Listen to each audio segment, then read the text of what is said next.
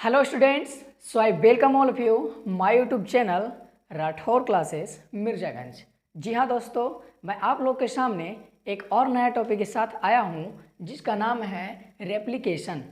उस टॉपिक का नाम क्या है? रेप्लिकेशन, यानी कि हिंदी में बोलते हैं इसको प्रतिकृति। क्या बोलते हैं? प्रतिकृति। तो शायद ये मेरे ख्याल से ये आपका चौथा टॉपिक है। कौन सा टॉपिक है? चौथा टॉपिक है।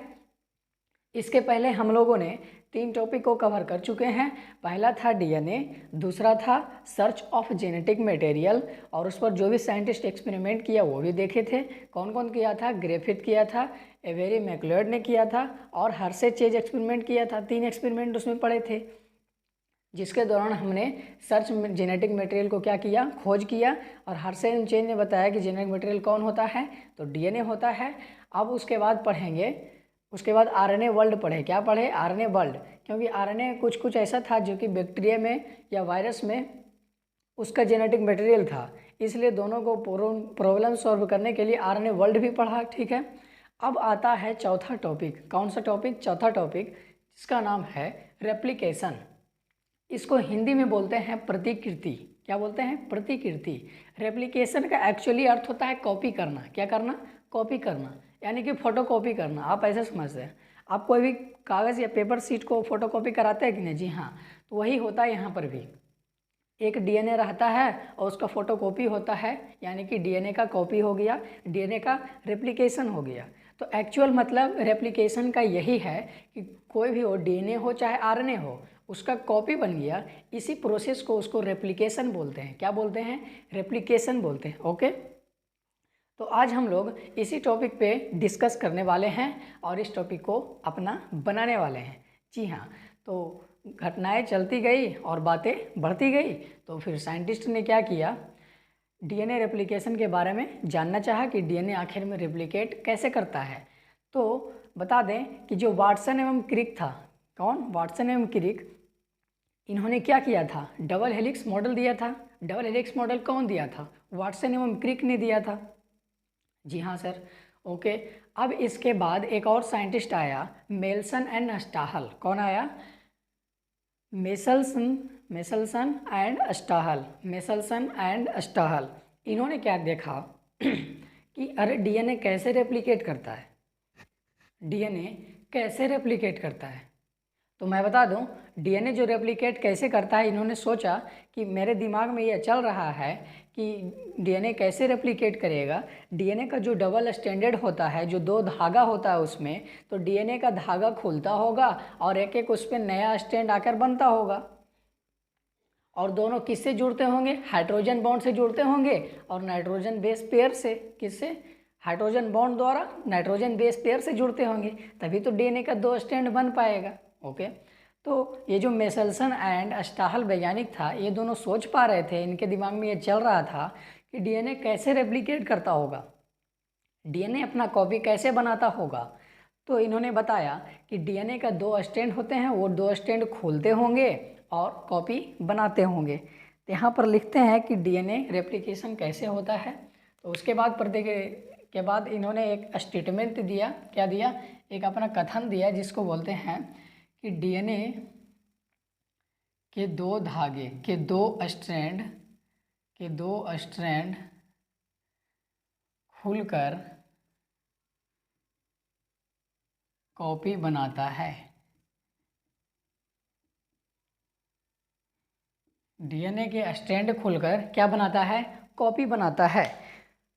तो आइए देखते हैं कि डीएनए का स्ट्रैंड कैसे खुलता है और उसका कॉपी कैसे बनता है। तो देखिए यहाँ पर समझिए कि इसमें क्या है? एक डीएनए है। इसमें क्या है? एक डीएनए है। इस तरीके से कोई दिक्कत नहीं। यह क्या है? ये डीएनए है, कंप्लीट डीएनए है। ओके, तो इन दोनों साइंटिस्ट को लगा कि डीएनए ये जो है ये कैसे रेप्लिकेट होता होगा। तो इन्होंने बोला कि डीएनए के 2 स्ट्रैंड खुलकर कॉपी बनाता है। 2 स्ट्रैंड खुलकर कॉपी बनाता है।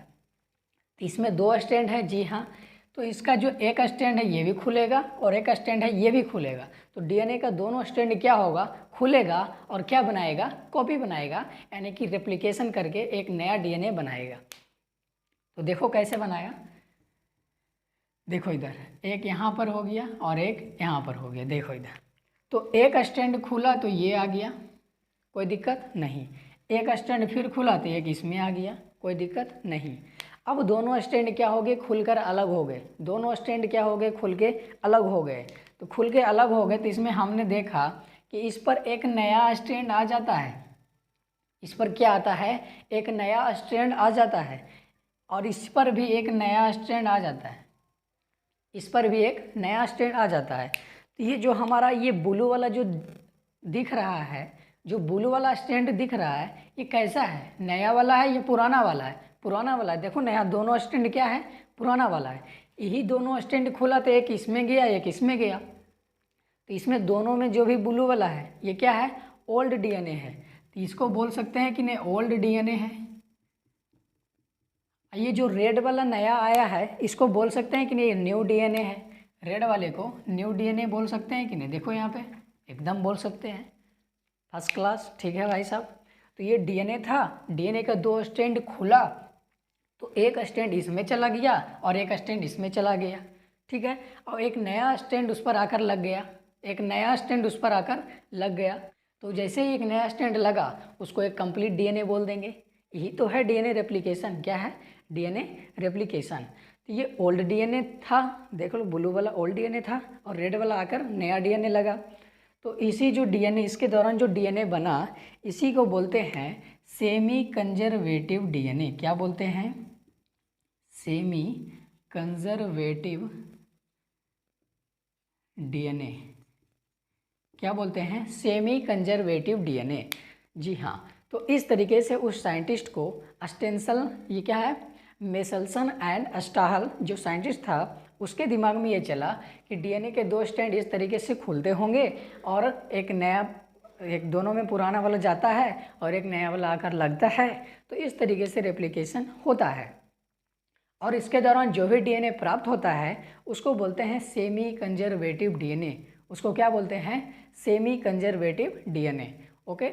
अब इसके बाद जब रेप्लिकेशन का खोज हुआ, क्या हुआ, रेप्लिकेशन का खोज आगे जो होने वाला है, डिस्कवर होने वाला है, उससे पहले डीएनए रेप्लिकेशन की खोज होने से पहले इन साइंटिस्टों ने या दो तीन साइंटिस्टों ने मिलकर अपना एक्सपेरिमेंट चालू कर दिया। किस पर, डीएनए रेप्लिकेशन पर, कि हम भी कुछ बता पाए, हम भी कुछ जान पाए।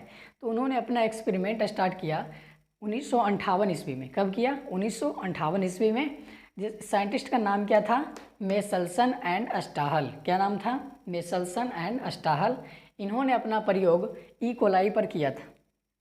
किस पर किया था, ई कोलाई पर किया था। उसमें यूज क्या क्या किया, N15। क्या यूज किया, N15। N15 क्या होता है, हैवी नाइट्रोजन होता है। क्या होता है, हैवी नाइट्रोजन होता है। तो एक साइंटिस्ट था 1958 ईस्वी में अपना एक्सपेरिमेंट किया, किस पर, डीएनए रेप्लिकेशन पर। इन्होंने डीएनए रेप्लिकेशन किस पर प्रयोग किया था, ई कोलाई बैक्टीरिया था उस पर प्रयोग किया, और इसमें यूज क्या किया था, हैवी नाइट्रोजन, यानी कि N15 नाइट्रोजन, हैवी नाइट्रोजन इसको बोलते हैं। ओके। फिर अगला साइंटिस्ट एक आया, टेलर। कौन आया, टेलर। टेलर साइंटिस्ट था। इन्होंने भी शायद लगभग 1958 ईस्वी में किया। हाँ, दोनों में जो है ईयर सेम है, ईयर क्या है, सेम है। कुछ मंथ का फ़र्क हो सकता है, 2-3 मंथ का फ़र्क हो सकता है। तो टेलर ने अपना प्रयोग किस पर किया, विक्सिया फावा। किस पर किया, विक्सिया फावा पर किया। और विक्सिया फावा क्या है, एक प्लांट है। क्या है, एक प्लांट है। तो ये जो टेलर था एक प्लांट पर एक अपना एक्सपेरिमेंट किया था। उस प्लांट का नाम है विक्सिया फावा। क्या नाम है, विक्सिया फावा। और इसमें यूज क्या किया था, यूज किया था रेडियो एक्टिव थायमिडीन।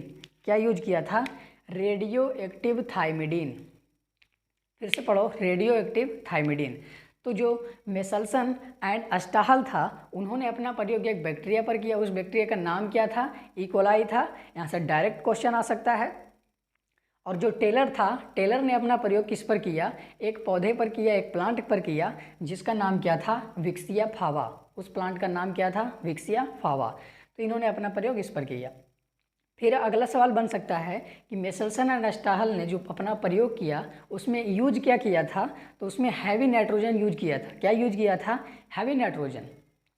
लेकिन जो टेलर है उन्होंने अपना प्रयोग में क्या यूज किया, उन्होंने अपना प्रयोग में रेडियो एक्टिव थायमिडिन यूज किया। क्या यूज किया? रेडियो एक्टिव थायमिडिन यूज किया। ठीक है, तो इस एक्सपेरिमेंट को बाद में बताएंगे और डीएनए रेप्लिकेशन को पहले देख लेते हैं कि डीएनए रेप्लिकेशन में आखिर होता क्या है।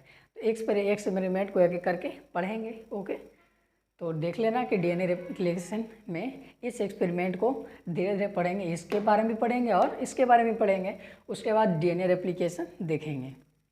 ओके, तो मिलते हैं अगले वीडियो में, तब तक के लिए धन्यवाद।